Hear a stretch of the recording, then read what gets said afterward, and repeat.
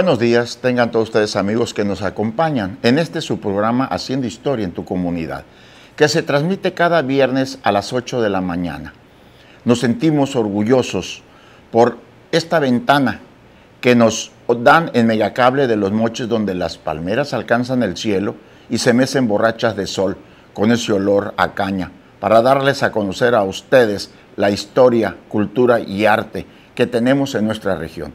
El tema de hoy es acontecimientos a recordar, relacionados con el Ingenio Mochis y sus trabajadores. Pero antes de entrar a esto, vamos a agradecer al personal de Megacable, a nuestro amigo José Yamil Alal Cepeda, jefe de Megacable, Héctor Germán Soto Núñez, productor, Hugo Fernando Félix Verdugo, Carlos Noé Cepeda Zavala, Alfonso Ortega Sandoval, César Humberto Cruz Visáis, camarógrafos, a nuestro editor Miguel Antonio Campos Audeves y a las hermosas muchachas Alondra Quinterurías y Anel Falomir Heredia, quienes son las asistentes. Gracias a ellos, esto que hoy estamos viendo se está pasando en vivo para ustedes. Nuestro entrevistado de hoy es el señor y amigo Carlos Samuel Beltrán Aguiar, un gran conocedor de la historia del ingenio azucarero que trabajó por más de 40 años. Hoy es un trabajador jubilado a partir del año 2003, dedicado a la historia y a la investigación del ingenio. Muy buenos días. Muy buenos días tengamos. Buenos días, Carlos. Ernesto. Hoy vamos a hablar contigo sobre lo que es efectivamente acontecimientos a recordar relacionados con el ingenio Mochis. La primera cosa que me gustaría preguntarte, Carlos Samuel, ¿cuál es la innovación tecnológica de vanguardia que se da en el ingenio Mochis? ¿Podrías darme una respuesta para poderla conocer nosotros? Sí. Este señor, Teodoro Hernández, también se dedicaba, aunque en menor cuantía, a prestar dinero a los trabajadores. Un hombre muy considerado con los obreros y les prestaba y les facilitaba las cosas. Sí. Y hubo un obrero que en cierta ocasión, que era nativo de Pericos, Sinaloa, vení, trabajó a la zafra y la zafra no le fue muy buena para él. Nos ignoramos las razones y le dijo, don Teodoro, le dijo, ya terminó la zafra, no me fue muy bien, le dijo, me voy a Pericos. Y pues venía que me prestara una feriecita. Y le dijo, ¿cuánto necesitas, hijo? Le dijo, pues necesito 37 pesos para empezar a preparar las tierras por allá en los años 50, preparar las tierras allá en Pericos y pues quiero que me los preste, le dijo, y ahí se los mando de Pericos. Y se quedó sorprendido don Teodoro y le dijo, mira, mijito, mejor no me los mandes de Pericos, le dijo. ¿Yo para qué quiero tanto animal? Ay, mejor me los paga, le dijo, cuando venga la próxima zafra. Claro. Fíjate, en el hablar del pueblo está el decir cómo suceden las cosas. Y ahí están las palabras. En ese lugar de Pericos hay mucho que comentar y mucha historia. Continuamos con partes, si tienes algo más de historia que nos cuentes de estos personajes, o pasamos a otras. El último. A ver. Un trabajador. No el último, el penúltimo. Va a ver todo el tiempo penúltimo. Teníamos un trabajador que era pesador de las básculas de guarapo o jugo de caña. Un trabajo de mucha responsabilidad por lo que se manejaba allí. Señor Pedro Arechiga era un hombre que su mujer nunca se pudo adaptar a vivir aquí en Los Mochis en esos años. Sí. Y la señora se iba a Guadalajara, ya vivía, después se iba a los Estados Unidos porque tenía una hija. La cosa es que este señor era muy descuidado en su persona, en su indumentaria, nunca llevaba lonche y los trabajadores eran muy observadores. ¿Cómo era posible que un obrero que ganaba buen dinero estuviera tan descuidado? La cosa es pues que muchos de los obreros pues a boca cerrada comentaban unos a otros de que era un hombre no maltratado, pero descuidado, sí, en virtud de su indumentaria, de no llevar comida. Y en esos años los obreros descuidados en el ingenio pues eran un estigma. En cierta ocasión un obrero un obrero que teníamos, yo no recuerdo muy Sí. bien el nombre, tuvo un roce con otro trabajador y le dijo, en una expresión muy hiriente, le dijo, tú estás más jodido que Arechiga, le dijo. En clara alusión a ese trabajador que era descuidado, a la forma de vestir, de no comer, etcétera, Sí. etcétera. Y hasta el día de hoy, ese dicho, todavía los trabajadores que están en el ingenio 50 o 60 años después, todavía hay expresiones, esa está más jodido que Arechiga. Que Arechiga. Fíjate, recordando todo eso, a mí me tocó trabajar muchos años en la nueva pesquería de Topolobampo, pero allá nos daban pantalón y camisa a todos los trabajadores. Y nunca andábamos así, pero sí, había mucha gente que no llevaba lonche y se comía el lonche de los compañeros. Hay mucho que comentar sobre esto.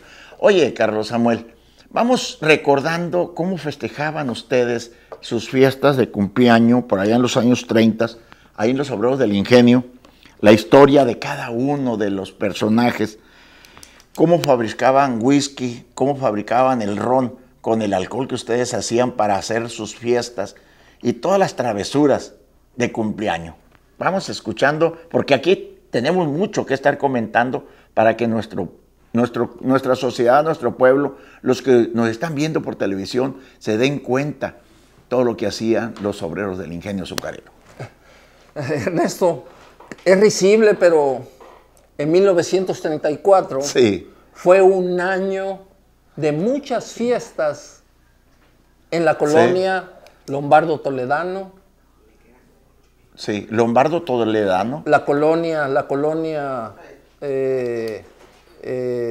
¿Cuál es la colonia Cídar, Lombardo Toledano? La que está aledaña a la colonia Inés. Ah, enseguidita, La Pablo Cídar es la que sigue. La que sigue, sí. Y después lo que hemos dado en llamar la colonia Insurgentes. Ándale, nosotros la conocemos. Que así después ya con los nuevos gobiernos, pues sí. solamente fue la totalidad colonia Insurgentes. Ajá. En ese año fue año de fiestas para los obreros. Y no había mucha abundancia de dinero, pero sí. había fiestas. Todos los obreros que cumplieron años en ese 1934, había abundancia de bebida sí. en sus hogares y todo, y era una cosa que intrigaba mucho. Claro que sí. Al interior de nosotros, ¿no? En esos años, Johnston había traído al ingenio a un químico de origen francés. Sí. Que se llamaba Mr. Lío de la Luce, Johnston lo trajo para que elaborara ron, whisky y otras bebidas que eran la especialidad propia, a lo que él se dedicaba, este señor Lío de la Luz. Lo cierto es que él hacía muy buen vino y toda la capacidad de elaboración de estas bebidas, de whisky, de ron, estaban almacenadas en los sótanos de la destilería, sí. donde había poca iluminación. Y de allí venían por él algunos barcos al puerto de San Buenaventura, que tú sabes que era un supuesto puerto pequeño, ahí aledaño a la bahía de Topolobampo, ¿no? En esos linderos. Es un estero. En un estero, en las colindancias ahí de Topolobampo, ¿no? Sí. La cosa es que los trabajadores se dieron cuenta de esa tatema grande y empezaron a abrir los tonneles y a sacar whisky y iban y llevaban a sus casas, almacenaban, lo pasaban a otros obreros y los otros a los otros. Y esa era la razón que ese año de 1934... pues había whisky a raudales allí, y todo el mundo celebraba sus fiestas. A su modo. Su día, su cumpleaños. Con whisky. Con whisky ron, de la mejor calidad. De la mejor calidad. Fíjate qué El gobierno, entonces, al darse cuenta, la United Sugar, de que había obreros que se habían infiltrado y habían dispuesto de este líquido, se decidió separar y correr a un número grande, constante de obreros que se habían envueltos en este ilícito. Ay. Sin embargo, esta información de la rescisión de sus contratos de estos obreros trascendió a la comunidad y llegó a oídos de las oficinas, las dependencias federales e intervino el ejército y decomisó todos los tóneles, que eran muchos, todos los tóneles de, podemos decir, de whisky, de ron. Sí. Y el negocio se acabó. Es que no tenían permiso para hacer el whisky ni el ron, no tenían permiso como destiladora. Efectivamente, ¿no? Ajá.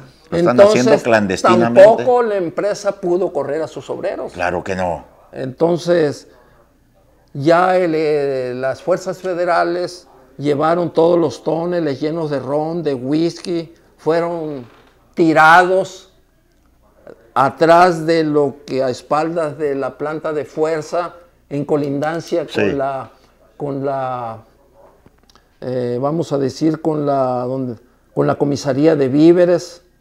Ajá.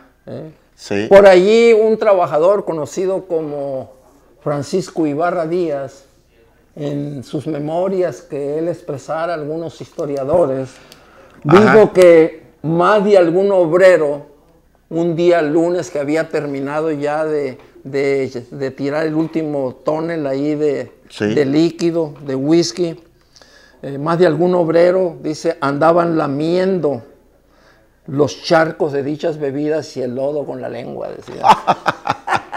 Es que el sabor que se le da a todo eso es algo grandísimo. Fíjense cómo estamos comentándole a usted parte de la historia, anécdotas y cuentos que se suscitaron dentro del ingenio azucarero desde su fundación a más de 100 años ahorita hasta estos tiempos. Vamos a continuar con otro tema que nos pasó algo parecido. ¿Qué recuerdas tú del huracán Lidia y sus daños al ingenio azucarero y a todos sus alrededores? Año de 1993, Ernesto. Ándale. Entró a Los Mochis el huracán Lidia con vientos superiores a 180 kilómetros por hora.